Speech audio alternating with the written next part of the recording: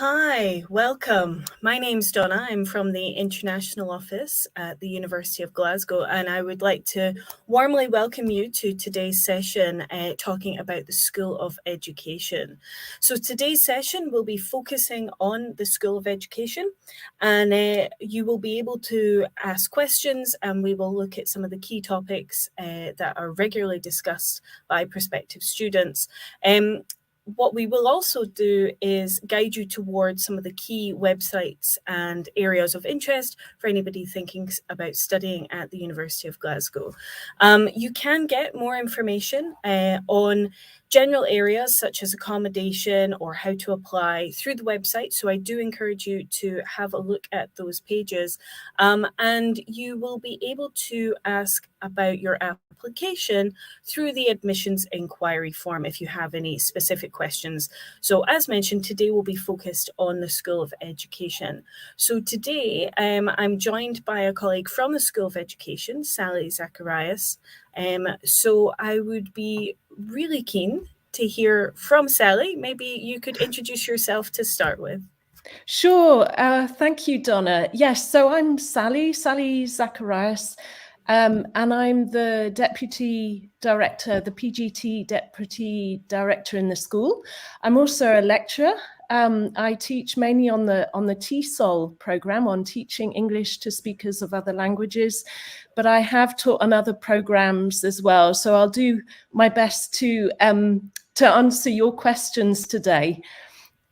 Lovely. Thanks, Sally. So what we'll start with, I think probably what all students are thinking about when they're considering doing their master's and further education is why should students consider the University of Glasgow for education? Yeah, that's a really good question. Well, we're a large department. We run there all together. We have 36 postgraduate torch programs. We offer a range of different programs, looking at policy, looking at inclusive education, looking at TESOL, teaching English to speakers of other languages, educational studies as well. So a broad range of different subjects. The teaching community here, they're dedicated to teaching. They teach with a range of innovative teaching methods, and being a research institute as well, that you find that the teaching is really informed by the research that they do.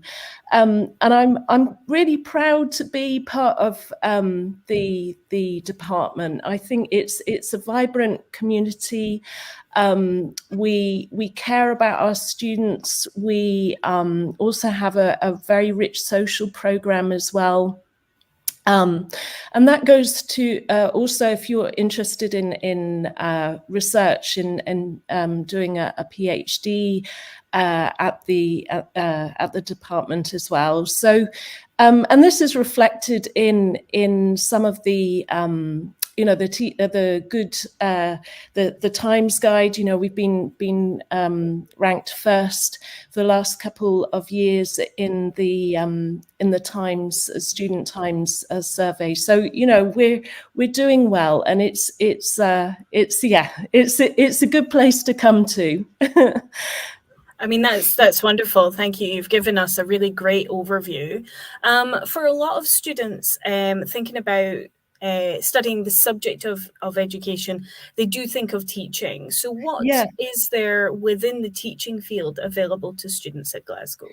Yeah, I would say there is on a number of our programs, certainly for TESOL, we in all the methodology courses, we offer what's known as micro-teaching.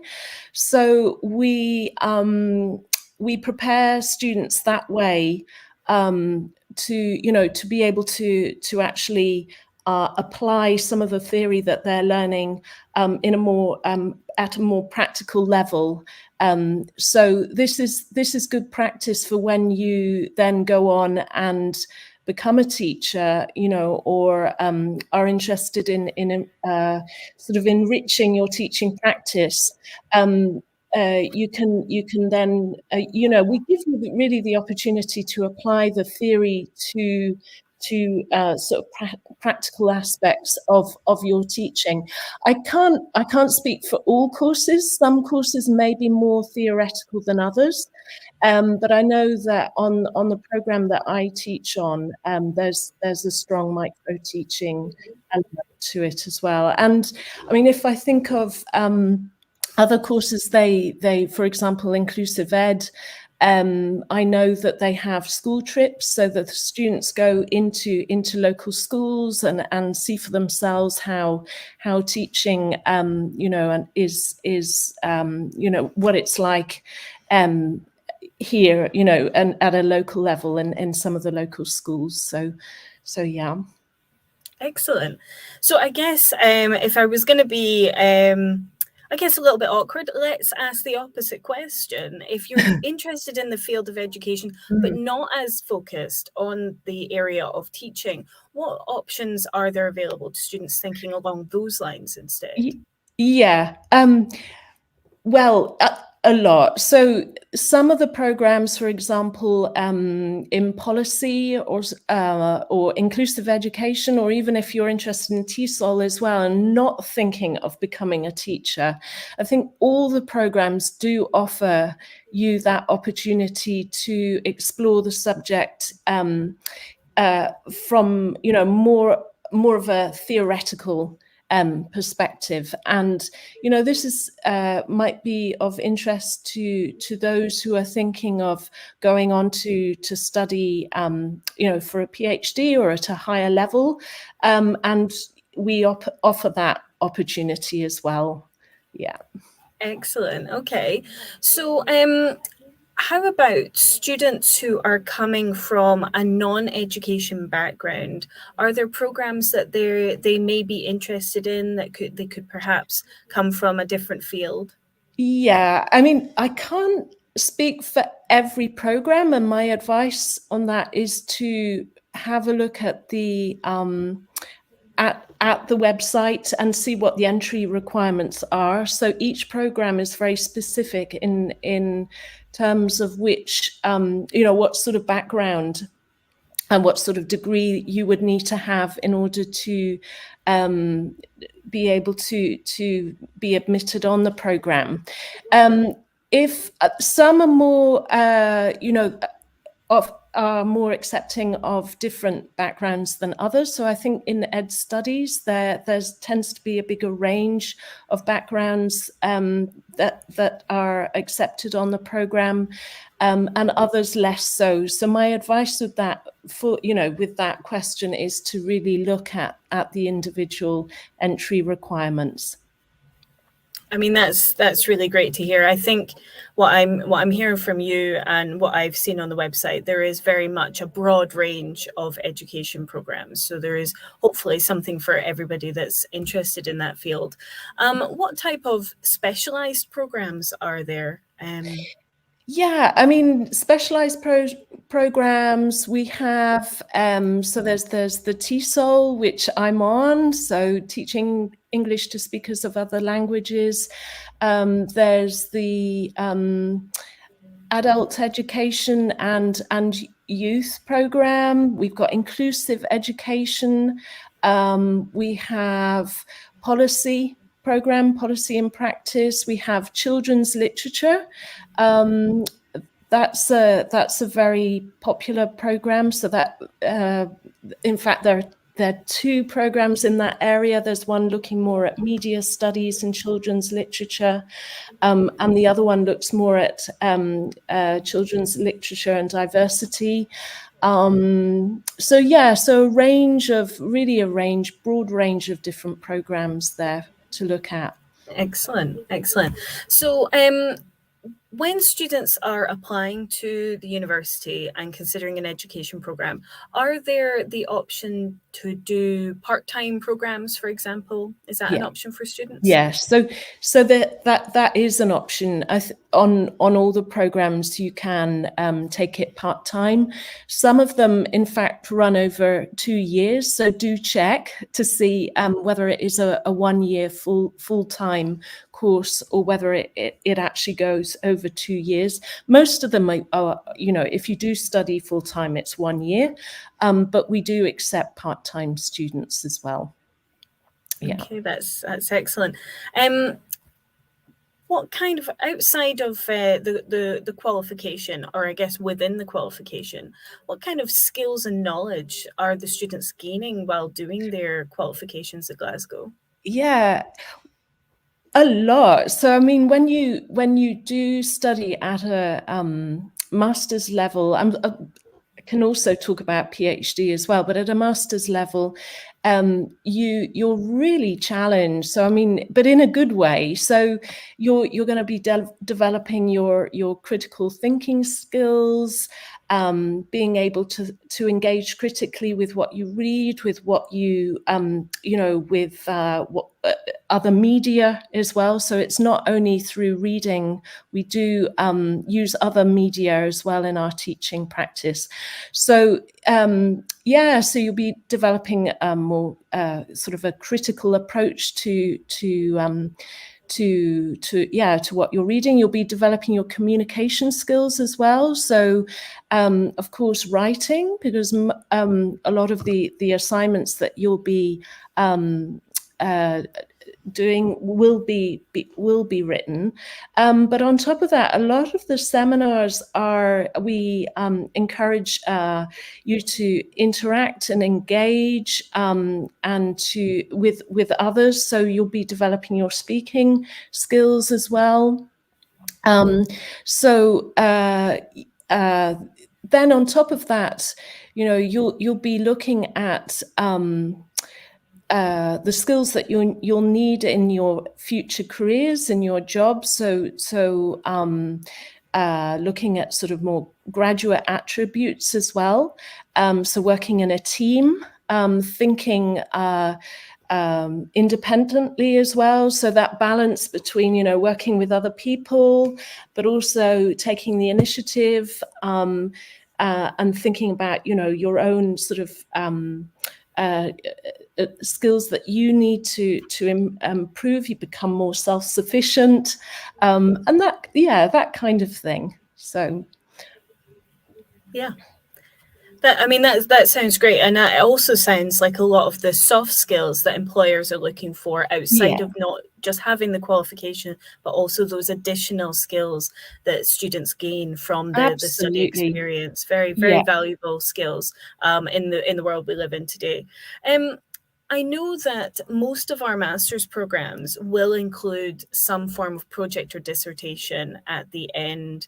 It's usually the last 3 months of a 1-year master, but obviously there can be variances in that structure. How would you say that your students in education choose their dissertation topic? How do they decide what they're going to study for those 3 months? Yeah, that's a really good question. On the programs that I know, they're guided. So most students choose a topic that they are interested in. And in the early stages of the program, the tutors will maybe introduce them to a range of possible topics that they could study. And then they're teamed up with a supervisor, and then together they'll be discussing what the student will want to do, and then what is feasible as well, because obviously you're working under sort of time constraint, and your research plan will need to be feasible and doable within that time frame as well. So you're really well supported through it. So it's really, we see that final dissertation project, it's a chance for you to choose something that you feel passionate about, maybe something that links in with your own career aspirations as well. More programs are offering what's called a challenge-based dissertation. So this could be that you work together with an outside organization and work on a kind of real life problem that the organization needs some sort of support with, and then together with the supervisor you will be thinking about how to set up a kind of research project around that. So so I would say it's a very sort of exciting part of your master's program there. Yeah. I mean, it does sound quite exciting. I can imagine when students have been doing 2 taught semesters that really deep diving into a subject would be very valuable at that point. I wonder just for myself, I guess I'm interested to know if you have any examples of maybe recent students and a couple of examples of dissertation topics they might have done.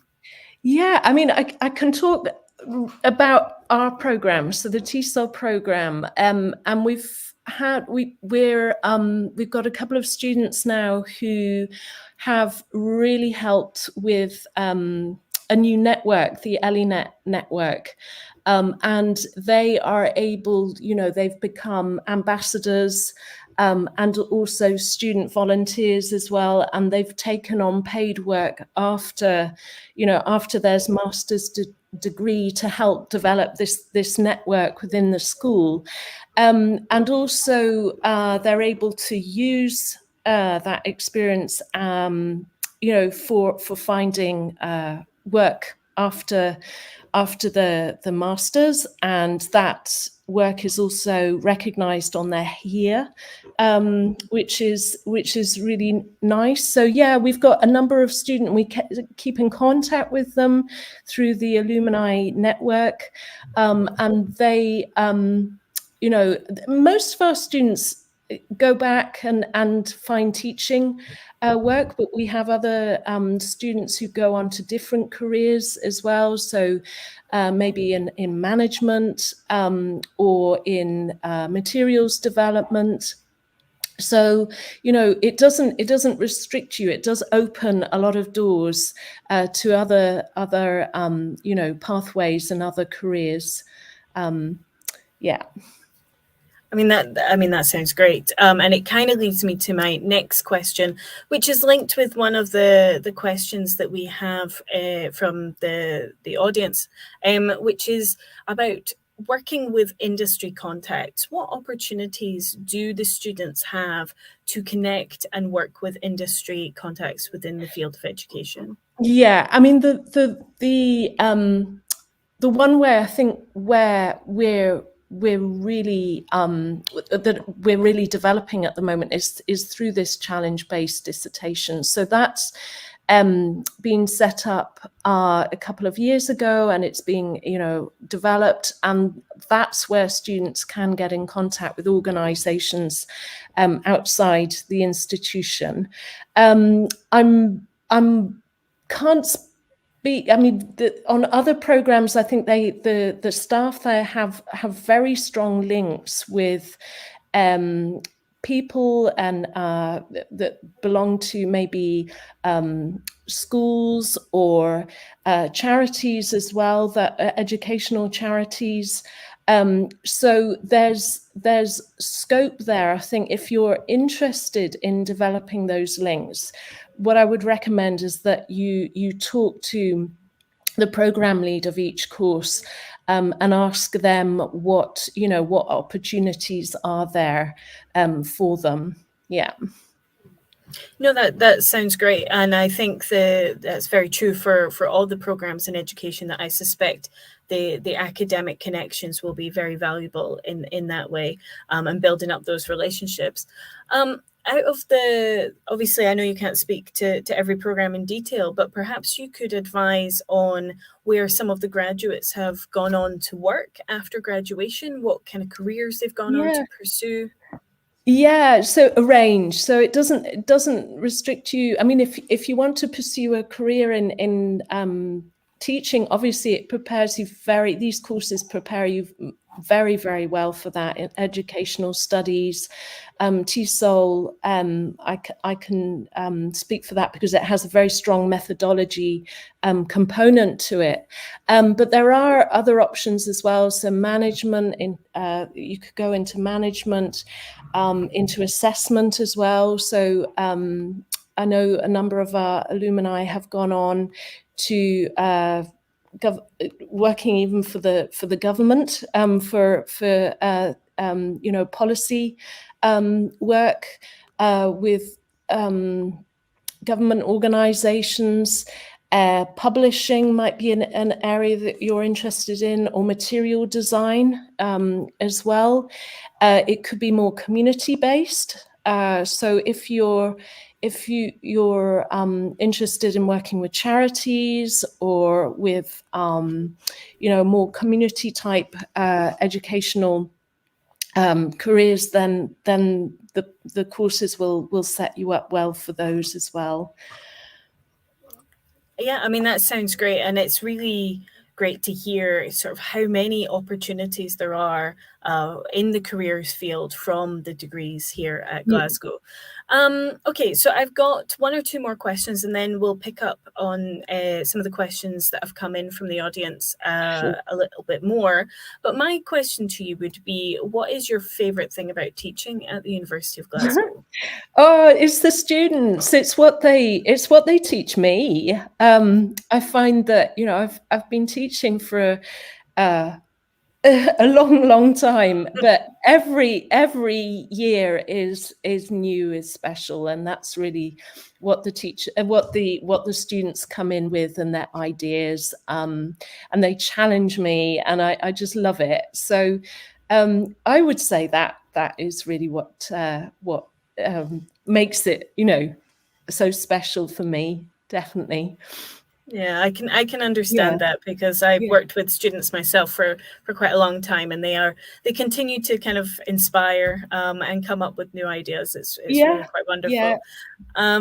Thinking a bit more about the location, and obviously we're based in the city of Glasgow, in the West End of Glasgow. What would you say is your favorite thing about the city in itself? Yeah, maybe a harder question.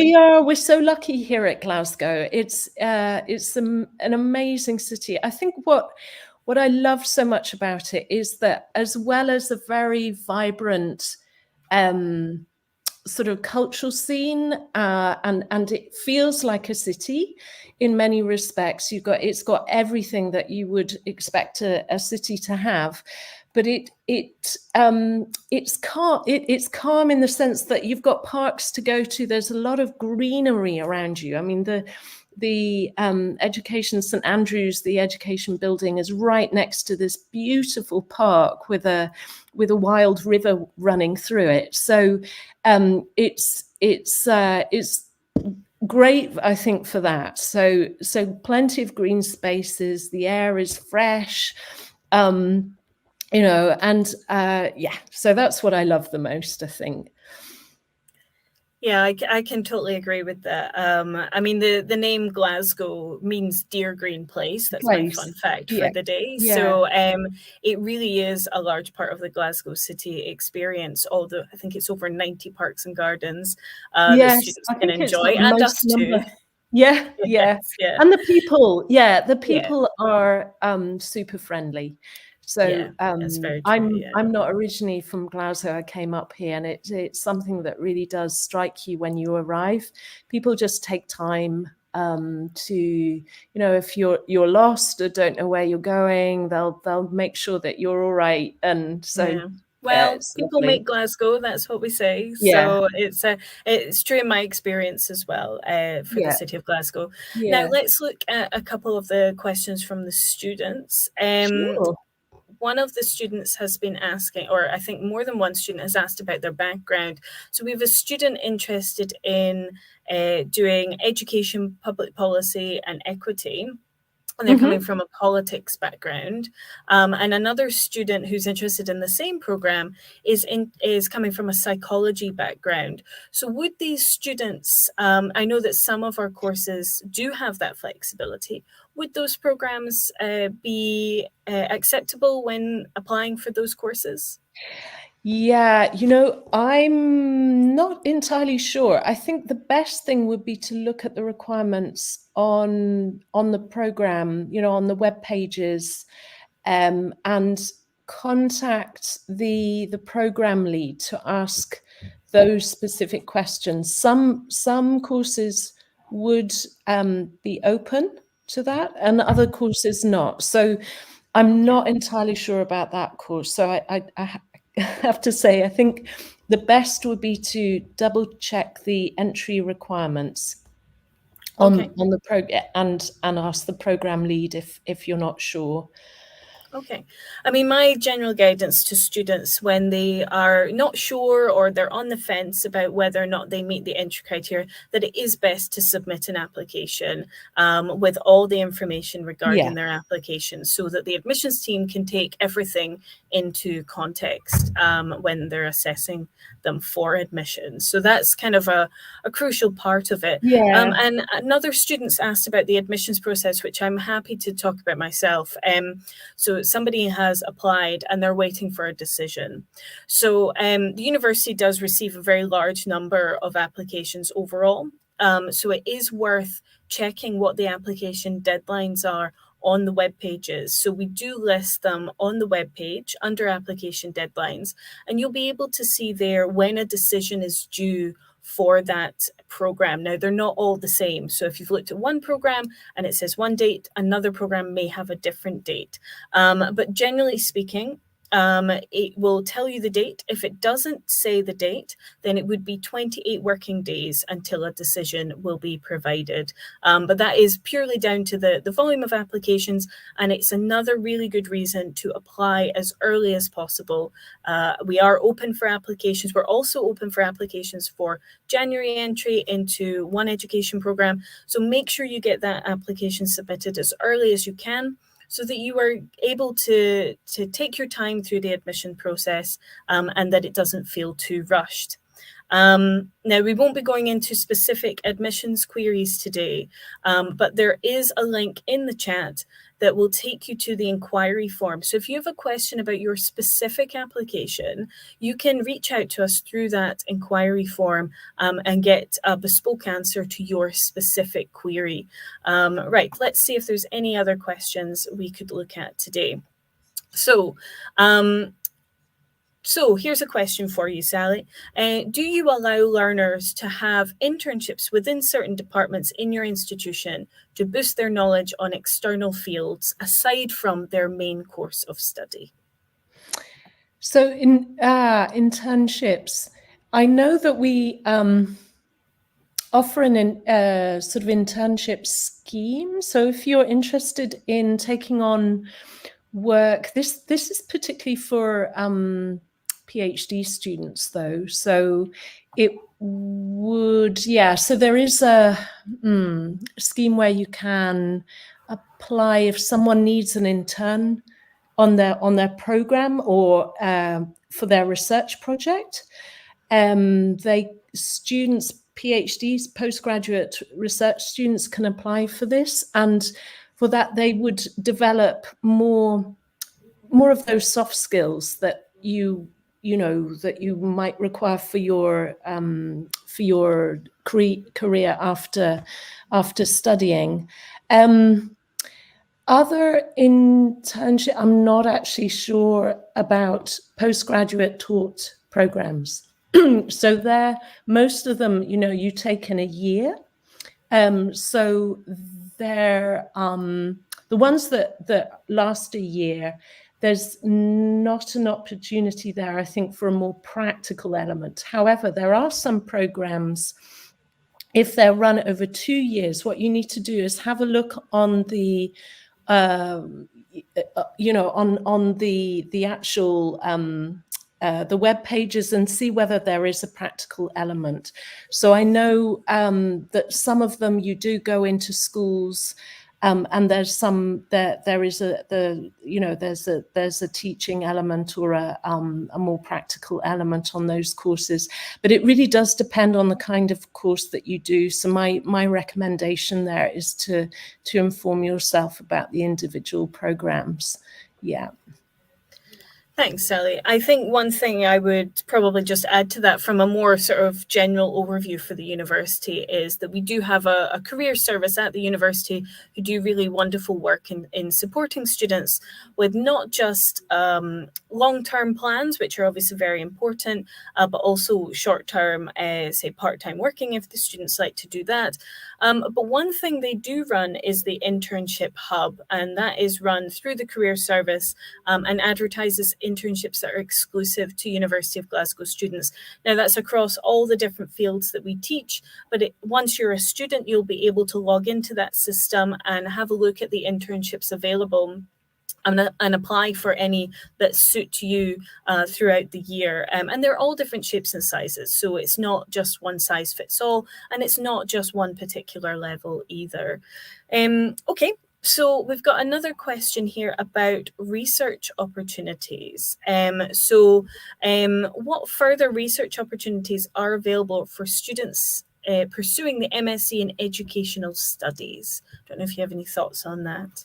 Yeah, so I know that a number of the students who studied the Educational Studies course in the past have gone on to do PhDs.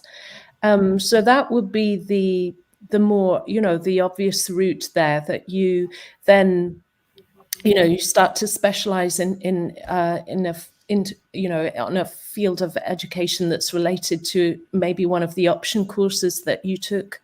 And then my advice there would be to talk directly with a member of the staff on the Educational Studies team to find out, their specialities and whether they match with your own interests.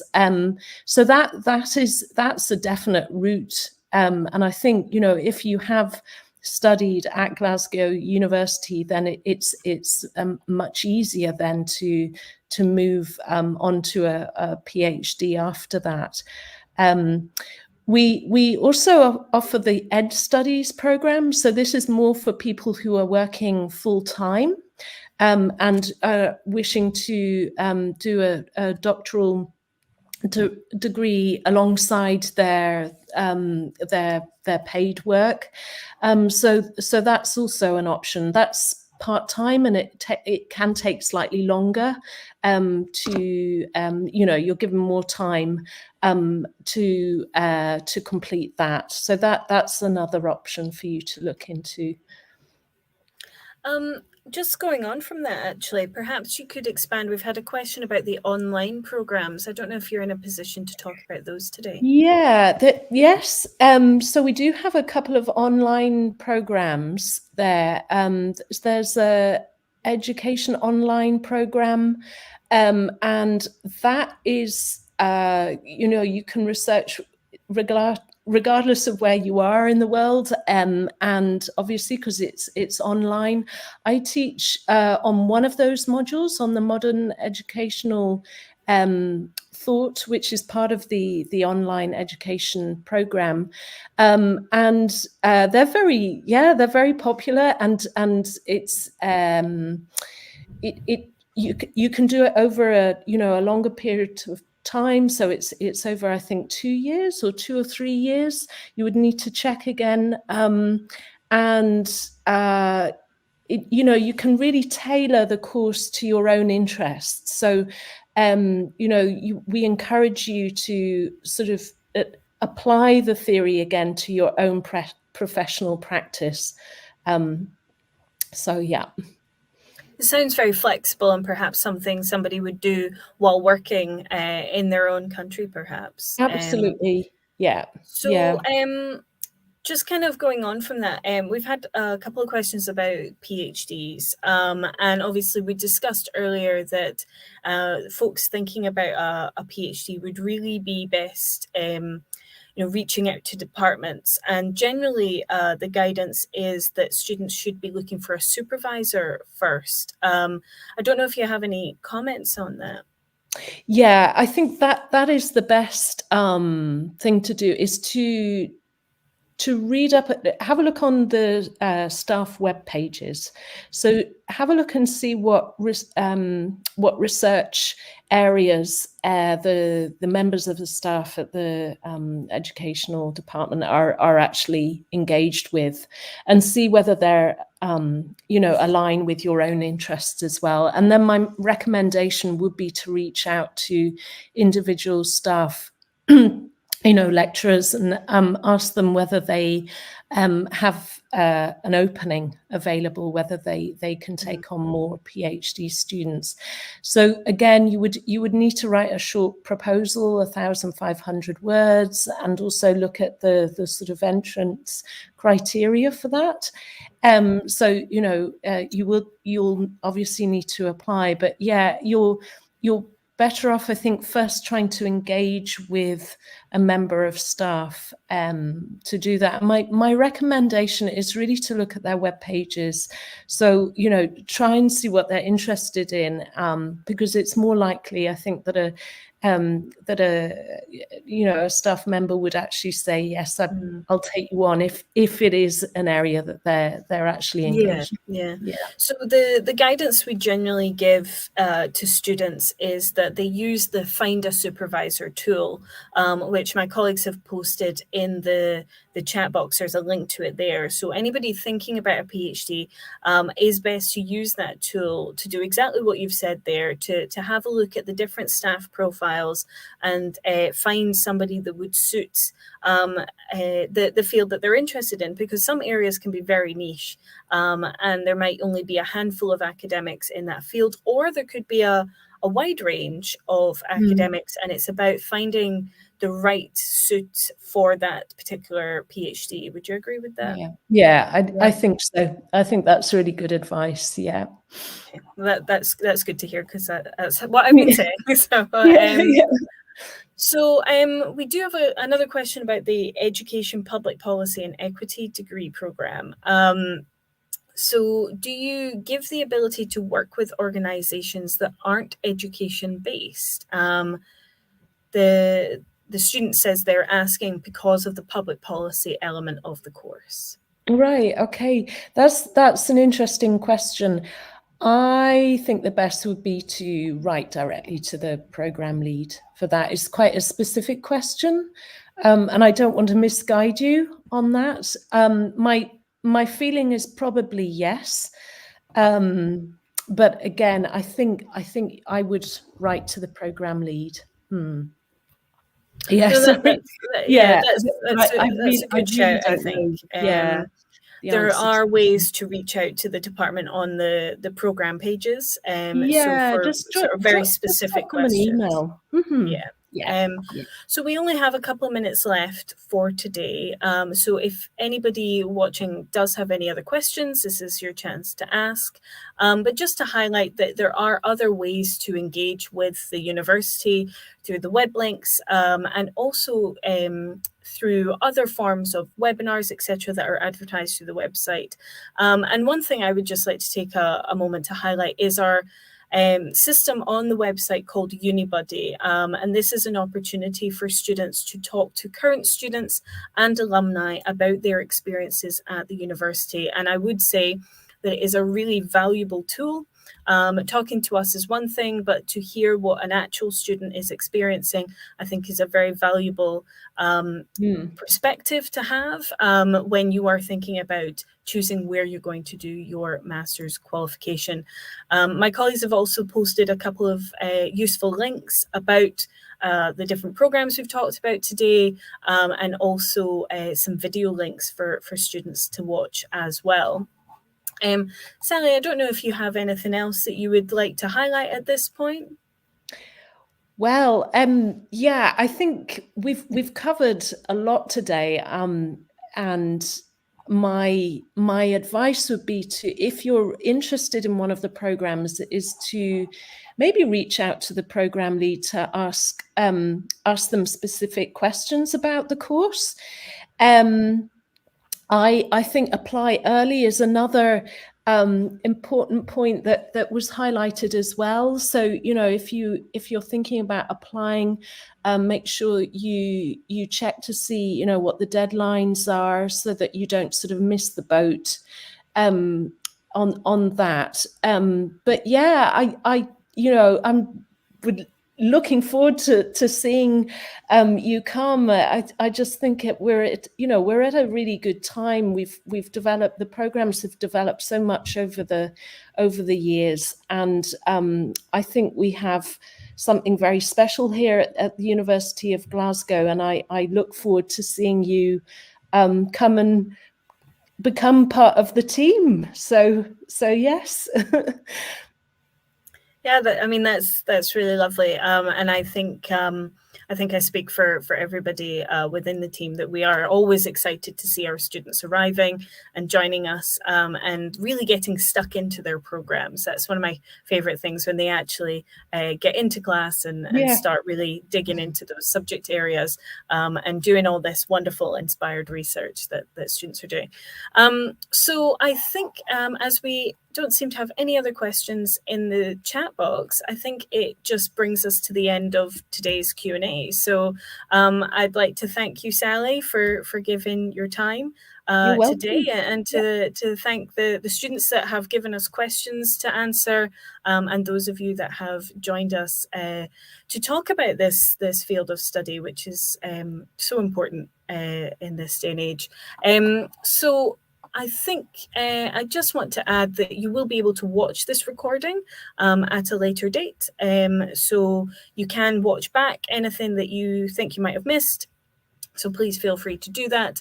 And you can have a look on the education web pages at the different courses that we've talked about today, and maybe some of the ones that we haven't had a chance to cover in this short session, because as we mentioned, there's quite a few to choose from.